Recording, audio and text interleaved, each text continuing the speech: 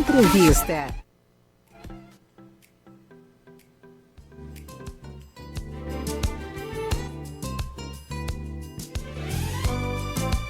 Nove horas 17 minutos. Hoje, 13 de maio, a abolição da escravatura completou 136 anos aqui no Brasil.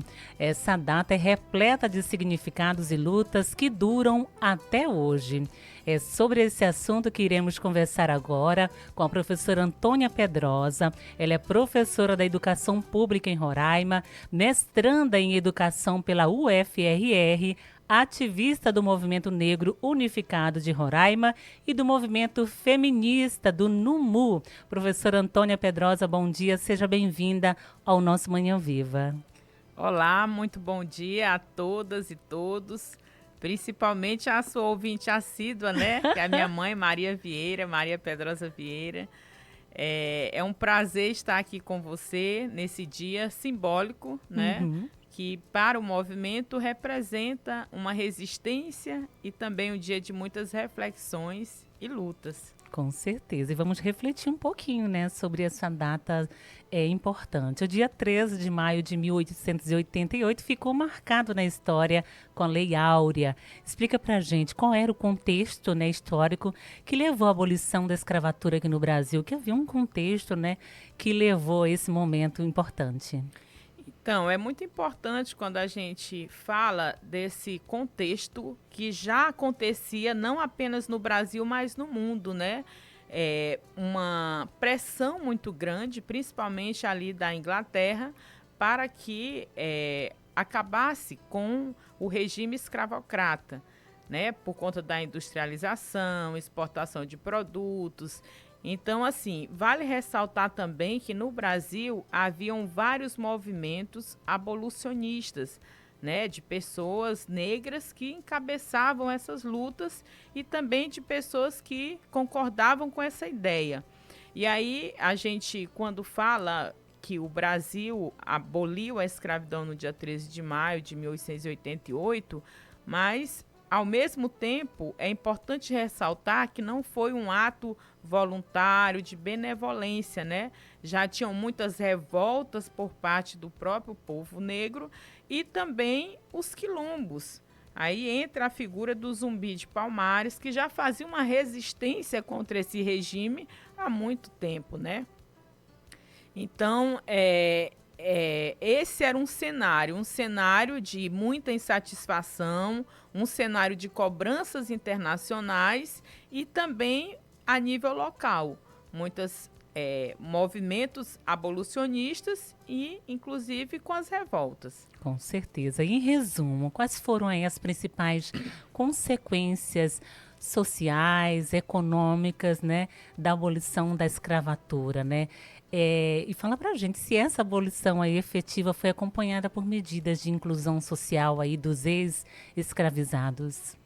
Então, hoje no país, após 136 anos, e aí depois de um cenário de mais de 3 séculos de regime escravocrata, a gente ainda está longe de uma sociedade antirracista e com equidade racial. O que isso acontece? Nós falamos assim, ainda hoje nós esperamos o 14 de maio. O que seria o 14 de maio? No dia 13 de maio houve a assinatura da lei e no 14 de maio esperava-se que o Estado viesse com medidas, né, de inserção dessa população na sociedade, onde essa população tivesse ali assistência na questão da educação, da moradia, da saúde, e nada disso ocorreu. Então, ainda hoje, a gente espera esse 14 de maio, digamos assim, simbolicamente, porque já passou 136 anos. Então, o que acontece? Com essa abolição, essa população ela ficou relegada à própria sorte. E aí tem um agravante, porque as elites dominantes daquela época entendiam que era possível fazer um embranquecimento no país. e delegavam, digamos assim, a condição de sucesso do país a pessoas brancas. O que ocorreu? Nós temos aqui no Brasil a maior população negra fora da África, do continente africano. E aqueles milhares, né, aquelas milhares de pessoas que vieram de uma hora para outra, a elite pensava que seria possível desaparecer com essa população. E houve, então, um processo, né, de embranquecimento. Em qual sentido? Trouxeram para cá, principalmente europeus, para o país e foram dando totais condições para essas pessoas, com a ajuda do Estado. Terras, condições para produção, assistência, né, técnica, enfim. E a população negra foi ficando cada vez mais à margem, tanto que por muito tempo se chamam de marginais, né? Porque não tiveram trabalho formal, não tiveram condições de subsistência, nem política pública por parte do Estado. E aí vem as grandes favelas, essas pessoas tiveram que retornar para o trabalho para ter condições de ter um prato de comida. Então, o reflexo hoje, ele está representado nos números. A maioria das pessoas que trabalham como empregada doméstica, que têm trabalhos, digamos assim, sem uma formalidade, sem carteira assinada, são mulheres negras que estão como trabalhadoras domésticas, são a população negra que recebe os menores salários de acordo com o DIEESE, né, com dados do IBGE, são essa população de jovens negros que estão encarcerados. E aí a gente fala muito assim no Brasil, não tem justiça para pessoas pobres, mas quando nós vamos visualizar esses encarcerados, eles têm cor, eles têm origem. Então, é como se fosse uma bola de neve. Você não fez o que deveria ter sido feito, né, para garantir a dignidade da pessoa humana, dessa população negra, e os reflexos hoje na sociedade são, de certa forma, ainda muito ruim para essa parte da população. Portanto, os resquícios, né, ainda perduram, né? Agora, as ações afirmativas, elas têm sido uma ferramenta importante aí para promover a equidade e a inclusão de grupos historicamente marginalizados. Explica para a gente o que são essas ações afirmativas, o que elas abrangem, qual é, que é a legislação aí que assegura? Então, Rejane, é importante dizer que essas ações afirmativas, elas são uma demanda, uma reivindicação dos movimentos negros que vão se organizando, vão ocupando alguns espaços e vão dialogando com os gestores, digamos assim, com o poder público. E em 2002, 2003, nós tivemos algumas mudanças na legislação que permitiram algumas políticas de ações afirmativas.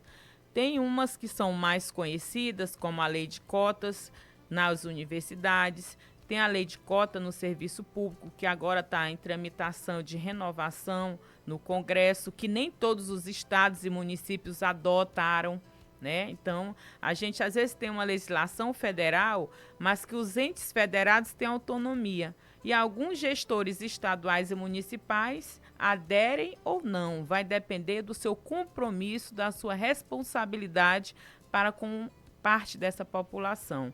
Então, nós temos aí a lei de cotas na universidade, a lei de cota no serviço público. Nós temos legislação que altera a lei de diretriz e base da educação, que preconiza o ensino da história, geografia, mas de uma forma também transversal, a história de África e de afrodescendentes brasileiros, para que a população conheça essa história. Quem eram os abolicionistas desse período, né?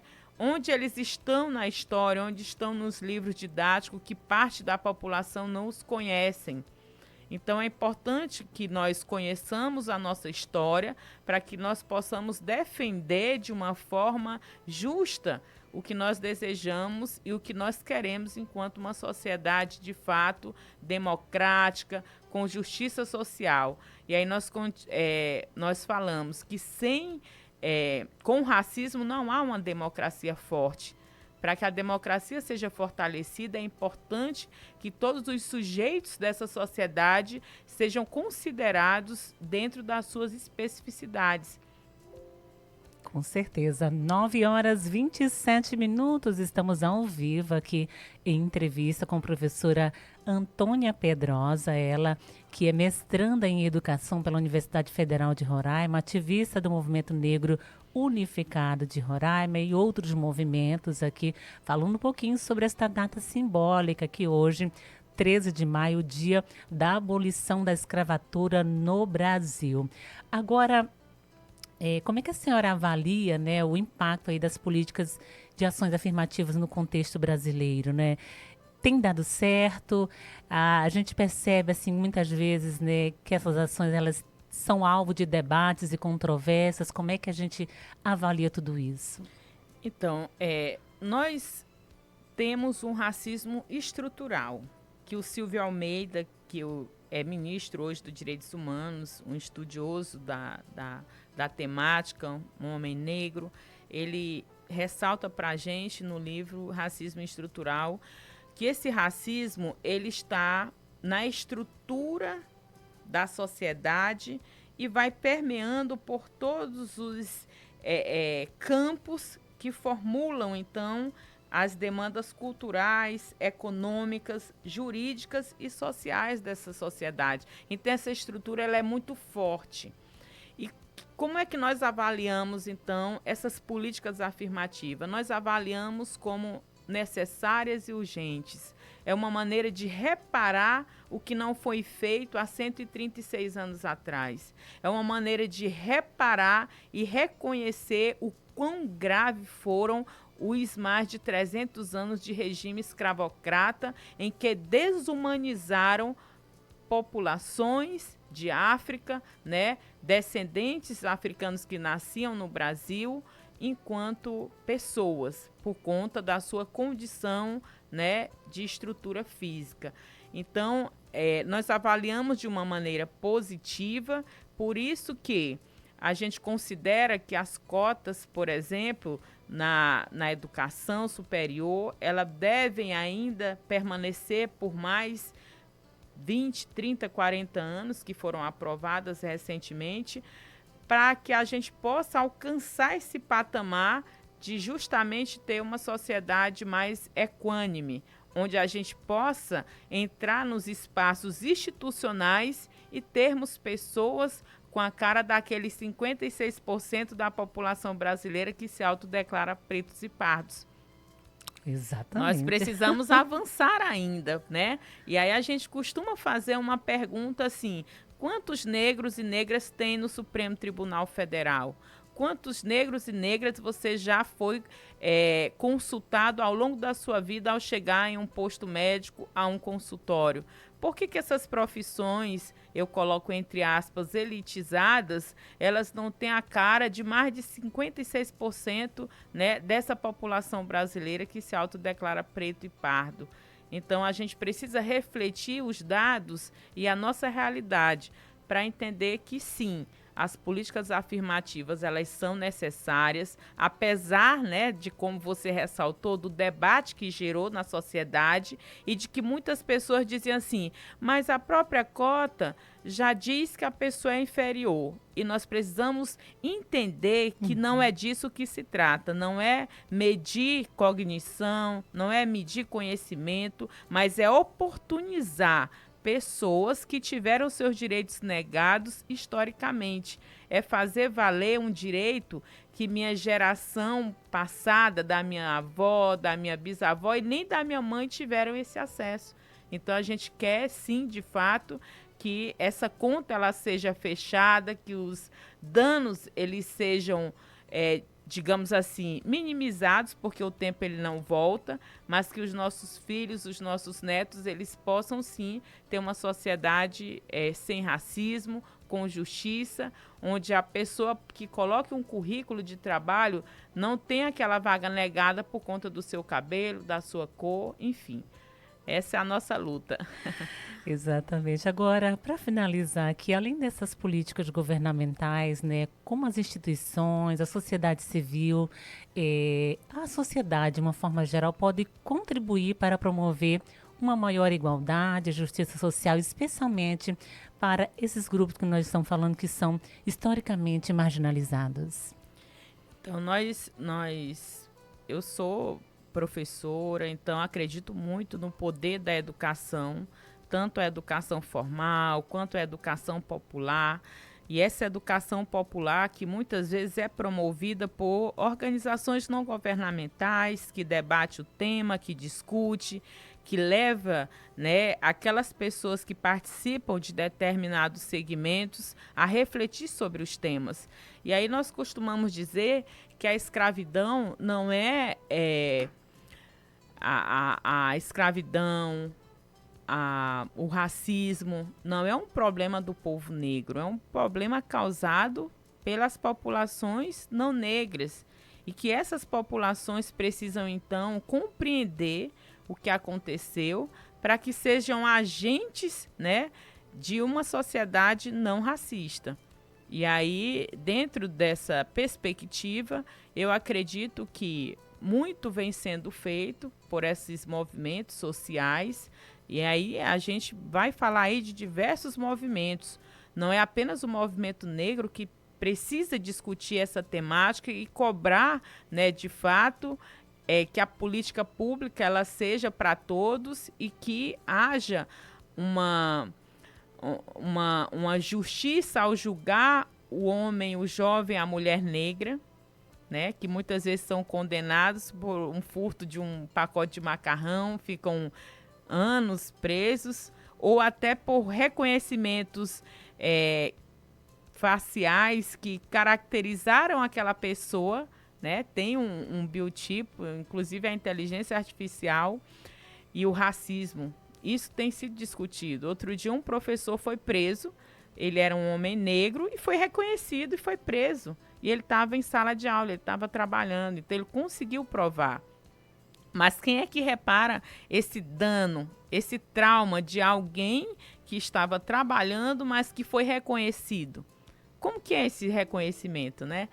Então, é um pouco disso. Acho que todo mundo, toda a sociedade tem esse dever e a gente precisa, de fato, compreender, sim, essa história para que a gente se coloque numa posição de...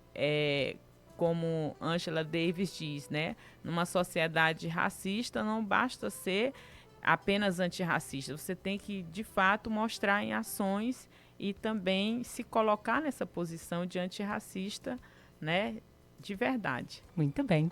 Quero aqui agradecer a sua participação, né, por estar conosco nesta data tão importante, né, onde nós estamos celebrando, porque é uma celebração, né, de 136 anos da abolição da escravatura no Brasil e reconhecendo a importância das ações afirmativas para que haja, né, esse reparo social. Muito obrigada e até um próximo encontro.